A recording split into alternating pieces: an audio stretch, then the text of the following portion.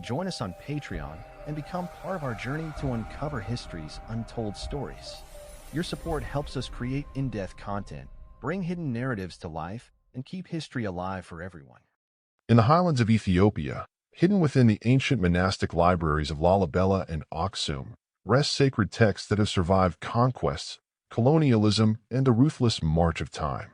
These manuscripts, written in Guizi, the classical liturgical language of Ethiopia, speak of an apocalypse not found in the Western canon of the Bible. For centuries, Ethiopian priests and scribes have preserved their own version of the end times, a vision of divine judgment, cosmic upheaval, and ultimate redemption that predates the standardization of the Christian Bible by the Roman Church. This version, found in a book known as the Apocalypse of Peter, paints a drastically different image from the one most Christians know in the Book of Revelation, traditionally attributed to John of Patmos. But why are these apocalyptic texts so different? And what does this divergence say about the early Christian world? To understand the Ethiopian apocalypse, we must first journey back into the first centuries of Christianity. The Christian faith did not arise in a monolithic form.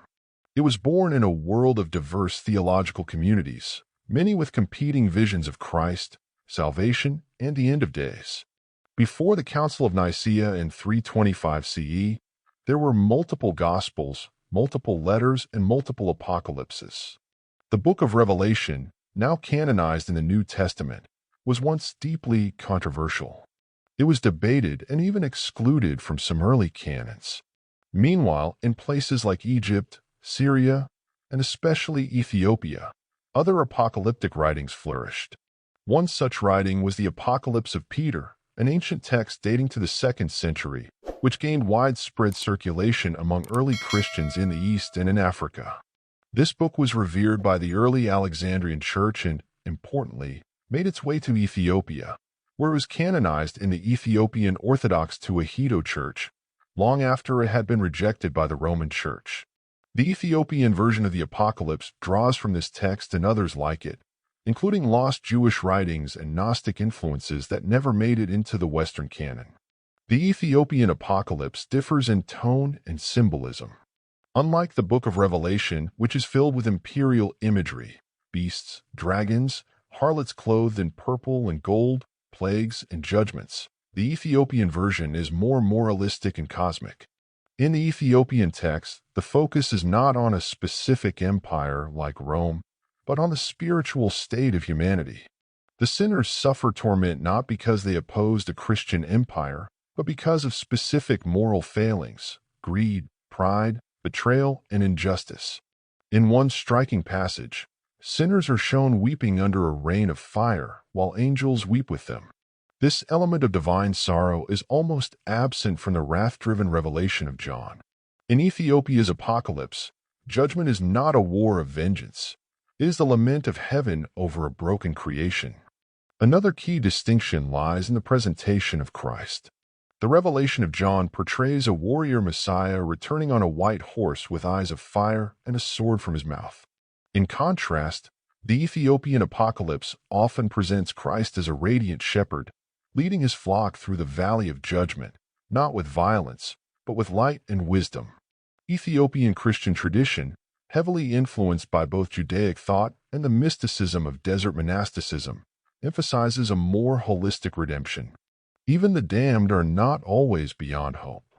The concept of eternal suffering is less emphasized.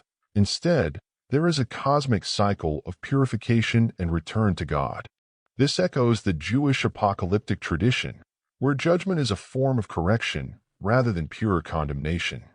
This divergence is also theological. The Ethiopian Christian worldview was never fully shaped by Roman imperial theology. When Emperor Constantine adopted Christianity, the Western Church became entwined with state power. This gave birth to a Christianity that saw Rome's enemies as God's enemies, a belief that made the Book of Revelation a political weapon. Its beasts were interpreted as anti-Roman forces, its horror as pagan cities. Ethiopia, however, developed its theology in relative isolation, cut off from the Mediterranean power politics. Their apocalypse reflects a spiritual, not imperial, concern. Furthermore, Ethiopia had its own sense of divine chosenness. The Keber Nagast, Ethiopia's national epic, tells the story of how the Ark of the Covenant came to Ethiopia with Menelik I, the son of King Solomon and the Queen of Sheba. This gave Ethiopian Christianity a uniquely Hebraic identity. Their apocalyptic vision is thus filtered through both Christian and Jewish traditions, giving it a texture that resembles the Book of Enoch more than the Revelation of John. It's no coincidence that Ethiopia is one of the only countries where the Book of Enoch is still considered canonical scripture.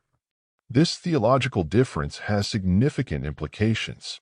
Western Christianity, shaped by the Revelation of John, developed a strong focus on the end times as a final, catastrophic battle. This underpinned many of the millenarian movements in European history, from medieval doomsday cults to modern-day evangelical rapture theology. Ethiopia's apocalypse, on the other hand, inspires a spirituality of inner transformation, not global destruction. Salvation is not about escaping a burning world, but about restoring harmony between heaven and earth. The visual imagery also differs. Ethiopian Christian art depicts the apocalypse not with terrifying monsters and desolate cities, but with cosmic balance and angelic intercession. There are depictions of the righteous crossing bridges of light, of the scales of justice held by archangels, and of souls being comforted in divine embrace. Fire exists, but it is cleansing, not merely punishing. These visuals speak to a different understanding of divine love, a love that does not abandon creation, even in judgment. This raises the question of canon and authority. Why was the Ethiopian apocalypse forgotten or ignored by the West? The answer lies in the centralization of theological power in Rome and Byzantium. As the Roman Church grew in influence, it sought to unify doctrine and suppress alternative texts.